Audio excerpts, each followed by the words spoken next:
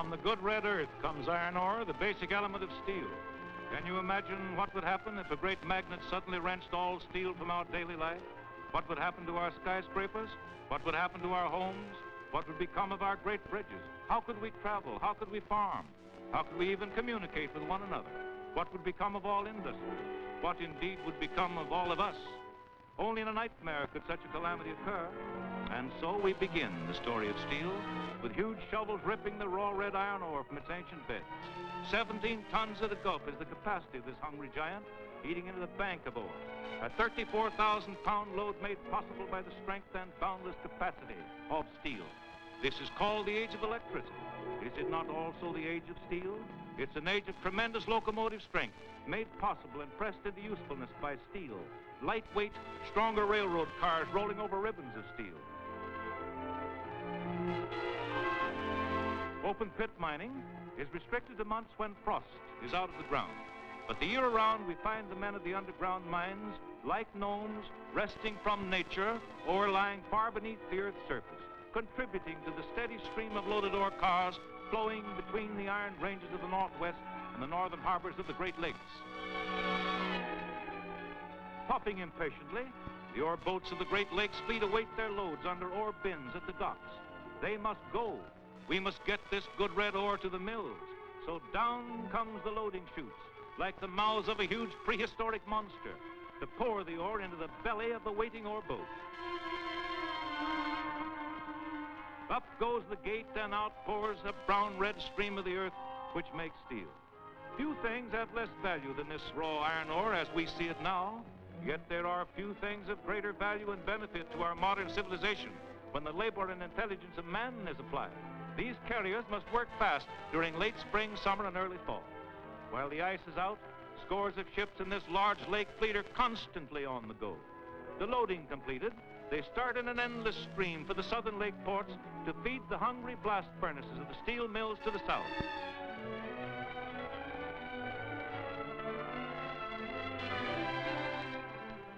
Three days later, it's the end of the line and all hands on deck.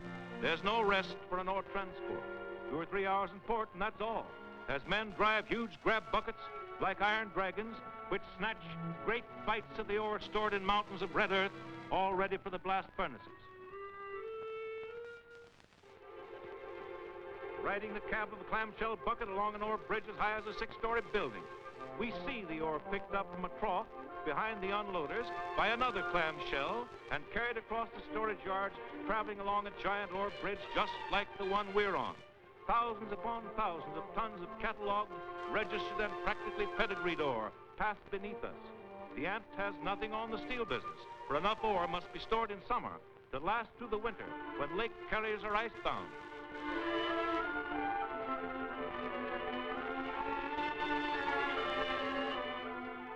Steel skyline looms before us, a skyline made up of blast furnaces, tall sentinels of the steel plant which change the ore into molten iron. And here the cycle of steel making really begins. With the first step in the making of iron, an 8-ton skip hoist dumps into the blast furnace a rich mineral stew of ore, limestone, and coke.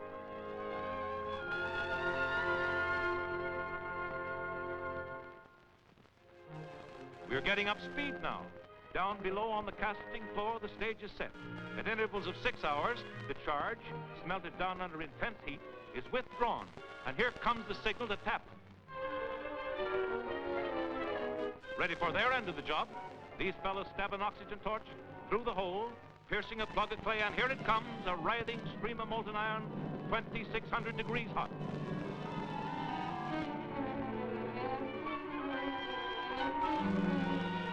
Between 150 and 250 tons are tapped in a cast.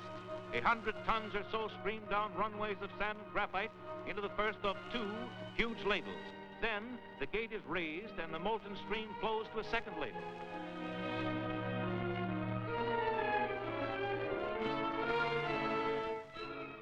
Outside lies the ladle, a thermos bottle as big as a tank car, lined with brick capable of holding molten iron at the highest possible temperature.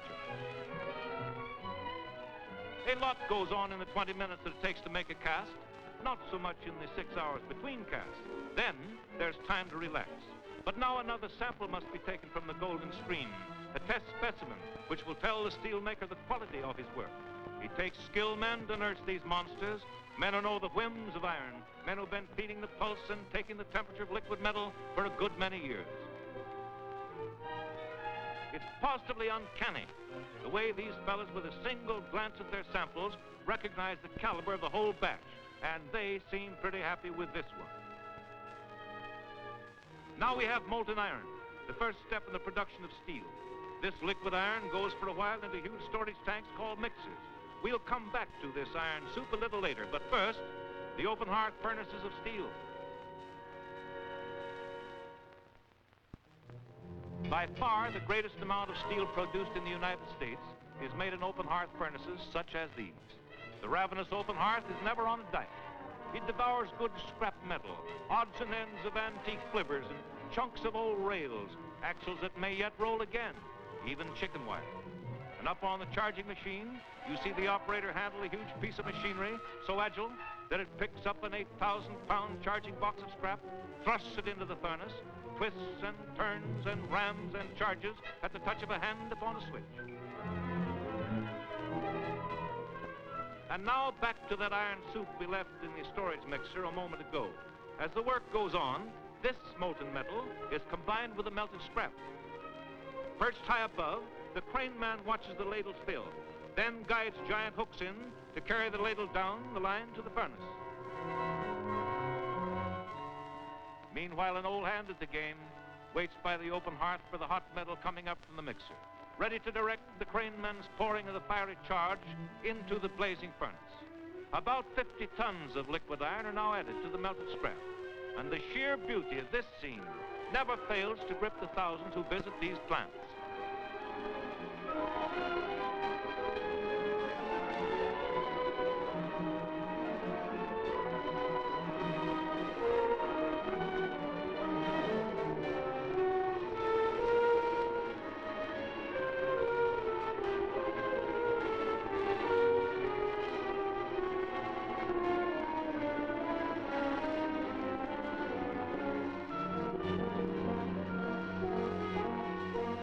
Years ago, the making of steel was the experienced guesswork of smart old-timers. But today, their experience is backed up by the most accurate of scientific instruments. This is steel in the making. Throughout every stage of steel's vivid evolution, repeated tests are taken. The helper dips his test spoon, mind you, into the soup, and to the steelmaker it is just that, soup. And this sample, poured into a test mold, goes to the laboratory for analysis.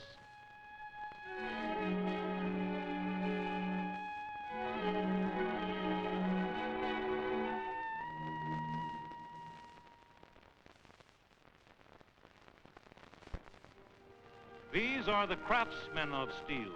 These and hundreds of thousands like them, men born and raised to the companionship of hot metal, young men learning their trade, old men grown gray in the University of Steel itself, men who know all the moods and fancies and quips and quirks of molten metal, who know how to tame and temper this flaming monster to the service of mankind. By their watches and their blue filter glasses shall ye know them. A golden glow on their faces, they peer into the open hearth to read the future of this steel as a gypsy reads your fortune in the tea leaves.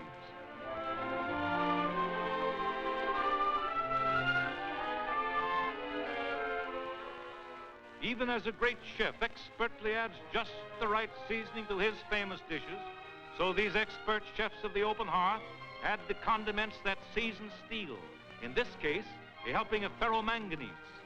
These boys certainly can handle their shovel.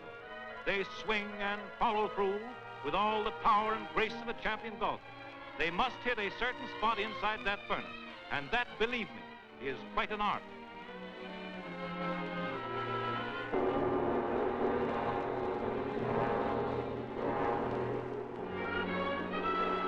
On the ranch or in a lumber camp, this means come and get it or we'll throw it away.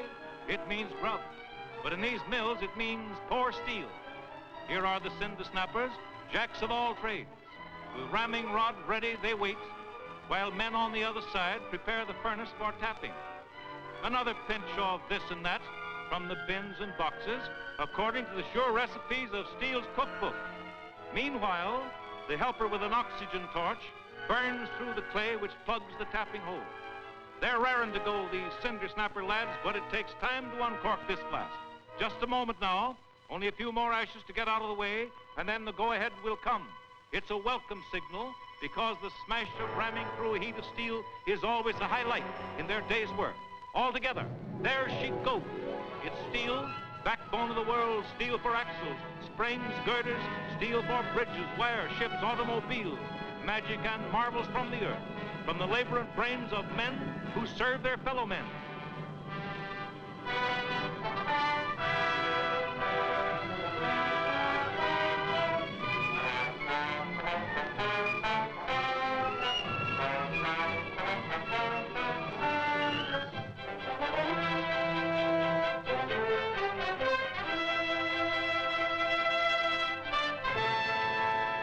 It takes about 15 minutes to fill this ladle. Slag, the scum or flux of limestone, floats on top of the steel, finally overflowing into the slag pot. Bathed in a red glare, the craneman handles with ease his heavy load of glowing metal, this gigantic ladle like a huge soup bowl, 150 tons of liquid steel. Flames lick through the scum of its surface, a blood-red touch from the seething cauldron.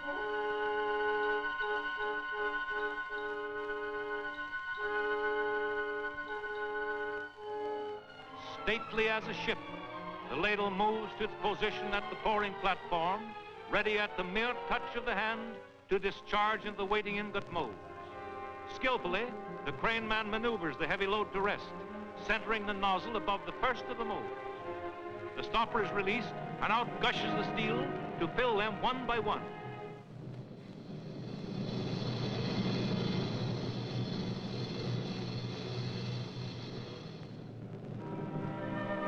Every little movement has a meaning of its own in steel.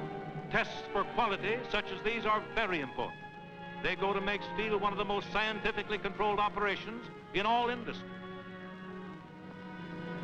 Meanwhile, the fascinating work of pouring goes on.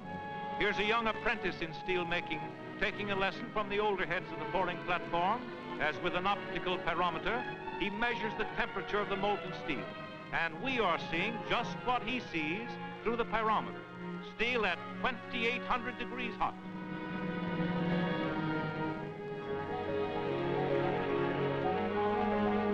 Slowly cooling, beautiful to look upon. The ingots sparkle and effervesce in their molds. When cooled enough, they will be stripped of their most unfashionable jackets.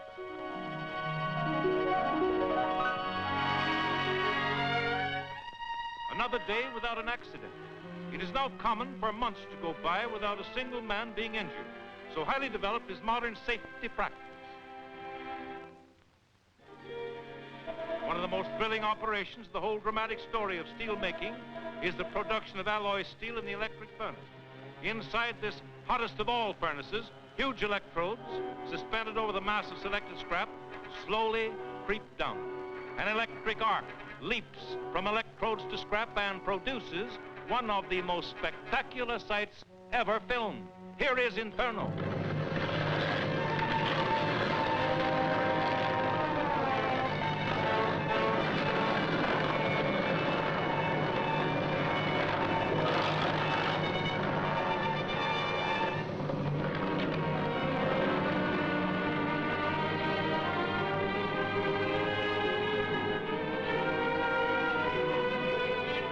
After 3 hours under this man-made lightning, the scrap is melted and the electrodes purr over the molten steel, now ready for the addition of alloys.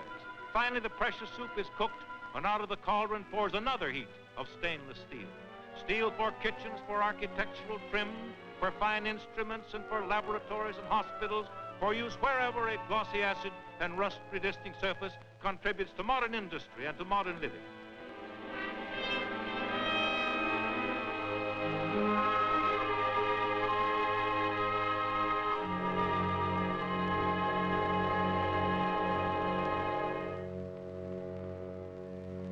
Rising before you like a harvest moon is the hungry maw of the Bessemer converter, chief actor in one of the greatest shows in steel. Closely watching this rising monster are the men who run the show, looking at life and steel from behind shatterproof glass, 30 feet away from the trio of Bessemer converters mounted on a high platform. The operator's whistle was the signal which brought the hot iron from the mixer and started it pouring into the mouth of the Bessemer converter. This iron whale, if really hungry, could swallow a score of Jonahs at a gulp, or could find room in its red-hot gullet for a good-sized motorboat. Every night is 4th of July when the Bessemers go into action, and here's your action. Roman candles lancing the blackness of the night.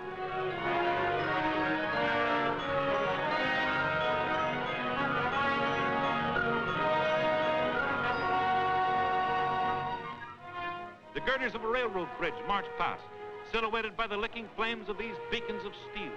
As many of you have often seen, these huge torches flare up in the dark as symbols of steel working for man. You are seeing it as the steel maker sees it, engaging the carbon content by the color of the flame. When the flame displays the telltale characteristics, the conversion is complete, and the Bessemers are ready to pour the magic metal, which first we saw as plain ore, then soft and molten iron, and now transformed to steel for all the needs of man.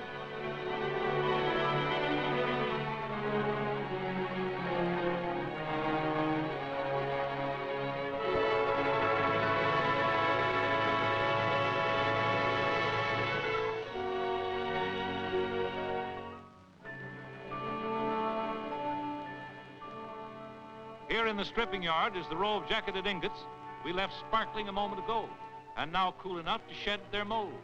Reaching down, the human-like fingers of this Martian giant grasp and pry the molds from ingots weighing between 20 and 40,000 pounds. An impressive sight as the rich crimson velvety glow emerges from beneath the rising molds. Steel has no competitor in modern life, no possible substitute. Wherever you look, you encounter examples of its service to man.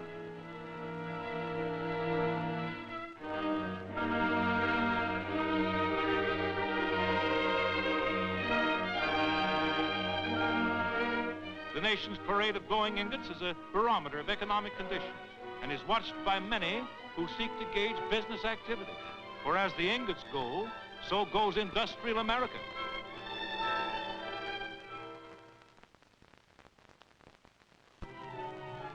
The golden pillars of fire go next to soaking pits for reheating, where they literally soak in a bath of flame which evenly restores their temperature.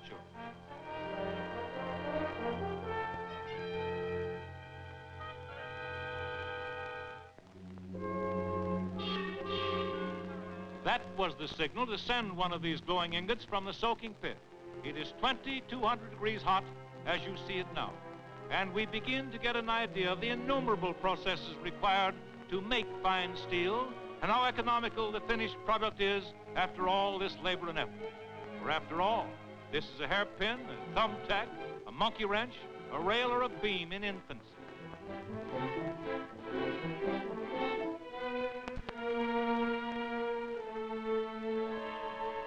Through a mirror directly in front of him, the operator sees the ingot bumping along the conveyor rollers like a car on a corduroy road, unaware of the punishment to come as it will be squeezed, pounded, and pressed into one of the 1,000 shapes which meet the demands of industry.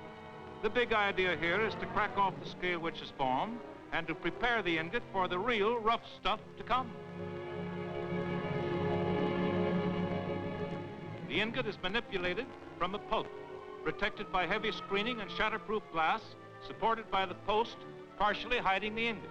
The roller man glances at the dials and brings the roll down. It's a squeeze play, an inch or more at a time until the huge ingot is flattened to a slab about 5 inches thick, ready to be cut like cheese into shorter lengths for further rolling. In the continuous rolling mill, skilled workers in pulpits set high up across the floor from each set of rolls chart the course the slab must follow as they phone dimensions and adjustments from stand to stand. These continuous mills cover so much ground that the traffic lights of a mill are as important as the red and green stop and go lights of a small town. All clear. The rolls are set and ready, and here it comes, a white-hot slab of steel sliding swiftly and smoothly toward the all-powerful rolls.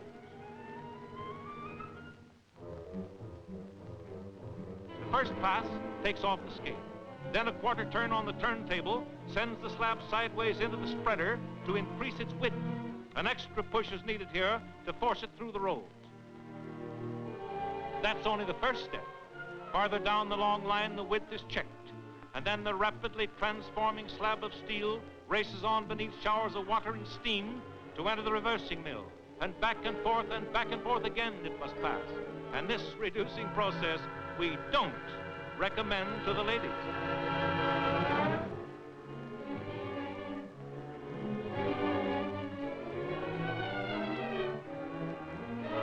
It's hard going for the slab, but it's just another dial setting and a turning of a switch to the man at the levers.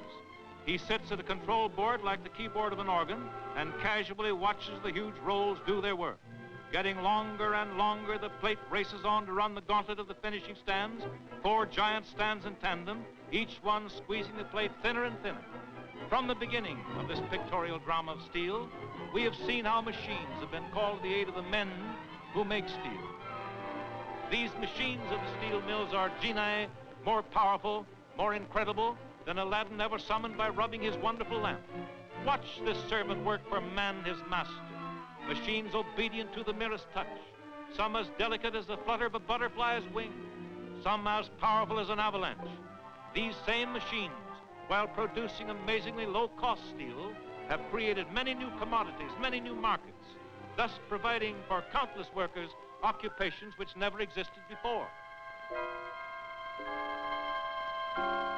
One of the most interesting of recent inventions, the rocking shear, was suggested by an ordinary rocking chair, perfected in a wooden model which sheared chewing gum instead of steel. And now watch the result. Rocking power, high pressure shear, cutting cold steel plate with incredible ease and accuracy. Such is the story of steel today.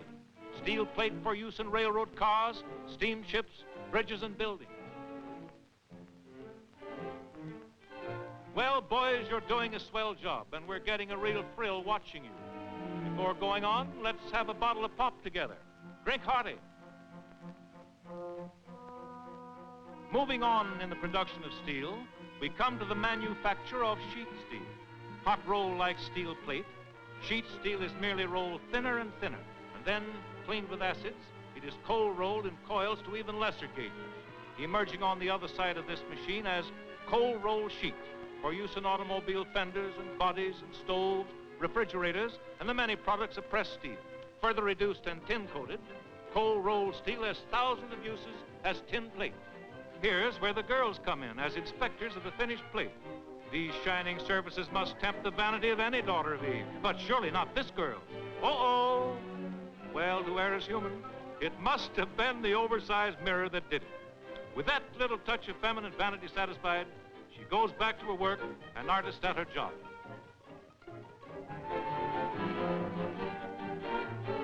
These girls are mighty useful employees in a tin plate mill, and their schedule is arranged accordingly. An hour on and 15 minutes off for coffee, tea, and rest. Here we are back again with hot steel. And there's a red-hot rail coming through the first pass, taking on his first big impression. Like everything else in steel, this rail was rolled down from an ingot. The rail bar takes more definite shape with each new pass through the rolls. After the first pass, it moves down to the end of the line, across the conveyor table, and up on the high line in the middle to an intermediate pass, and then across another conveyor table and down the line at the right to the finishing rolls for its final impression, the finished rail over which the wheels of your train may someday click.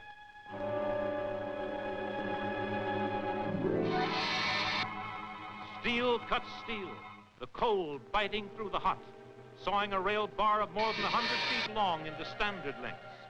We go along now to still another most interesting episode in the fascinating drama of steel production, to still another pictorial chapter in the saga of steel, rolling giant beams. How many people would ever guess that from this 6-foot ingot, a 36-inch I-beam, almost as long as a city block, could be rolled?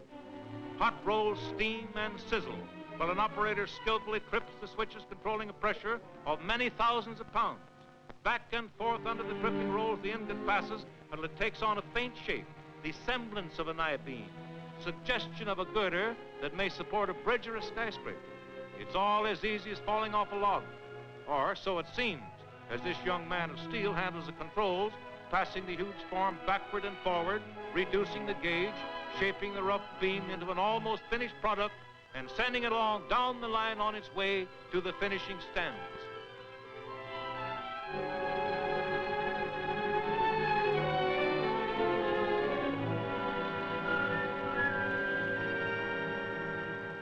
There comes the I-beam out of the finishing stand, and we have actually seen how 150 feet of strong, sturdy steel can be rolled from a 6-foot ingot, the columns and girders with which America builds its future. The beam slides down the rollers, coming to a stop at the saw to be trimmed and cut to length.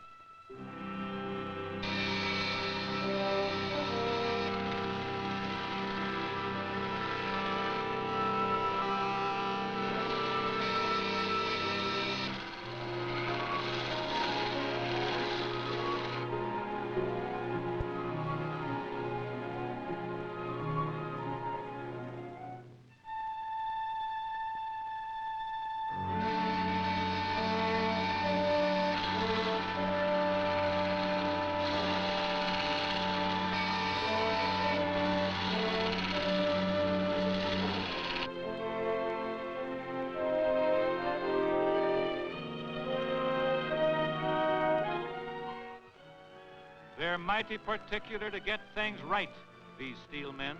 Here, they're taking a sample from the hot beam, a test piece, which will go on to the laboratory. But right now, they have another use for it. The hot beam sample performs a dual role, serving also as a fireless cooker de luxe for Mike's private coffee pot. It's too good a thing to keep to himself, so big-hearted Mike calls Powerful Pat to have a sipper of the old Java with him. I accept with thanks, says he, but don't ever let the wife know you're this good, or she'll be after pinning an apron on you. Now let's stroll over to the axle forge, where immense hammers are pounding like pile drivers. This machine does the heavy work, but man's hand shapes the railroad axle. Packing an awful wallop, this hammer slams down on the helpless round, beating it into shape.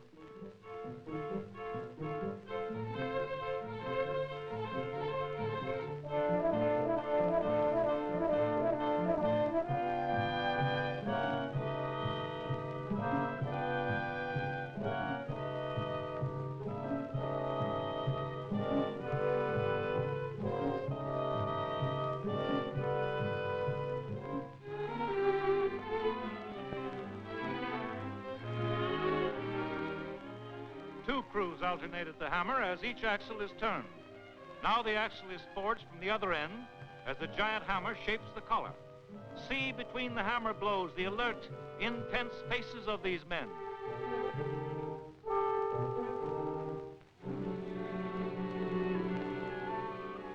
While the axle is getting its finishing touches, railroad wheels are being turned out in another impressive operation of the modern steel plant. The first thing which will catch your eye will be a red-hot wheel block, as the steel men call it, about to take its place between the two halves of a wheel mold. And then, as men and machinery take advantage of the precise moment, the glowing hot block is formed under 20 million pounds of pressure. Slowly, very slowly pressed and flattened and shaped into a blank, something close to a railroad wheel, but not yet the real article.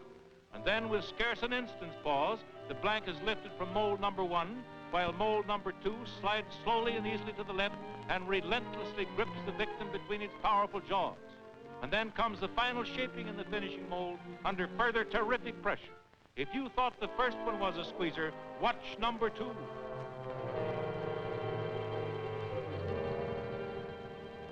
The throttle of Casey Jones never controlled as much power as these levers, which now release the rough wheel and send it on to the caliper man. Only perfection gets by this chap. Then, upon emerging, the wheel is ready for finishing, perhaps to convey you someday, possibly soon, on a journey of your heart's desire.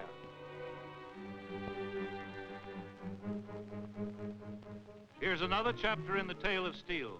Coming out of a reheating furnace is a pair of billets, 30-foot lengths of steel about 2 inches square. They, too, were rolled down from an ingot, rolled in a billet mill much like a rail mill. The billets, run the gamut of 16 sets of reducing rolls. Each roll reduces the diameter and hastens the rod with ever-increasing speed toward its final reduction. In a moment, you'll see it begin to step out, the snail turning into a scared rabbit. Its rate of speed through the rolls will jump from 4 to 45 miles an hour, better than a racehorse, as its length increases from 30 feet to almost 3/4 of a mile. These close shots show exactly what takes place. Slow at the start, then faster in this intermediate pass, and still its speed increases. If you watch closely, you can see it dart through these rolls. And at last, there it comes, whistling into the coiler, to be tamed into a shapely coil of finished rod.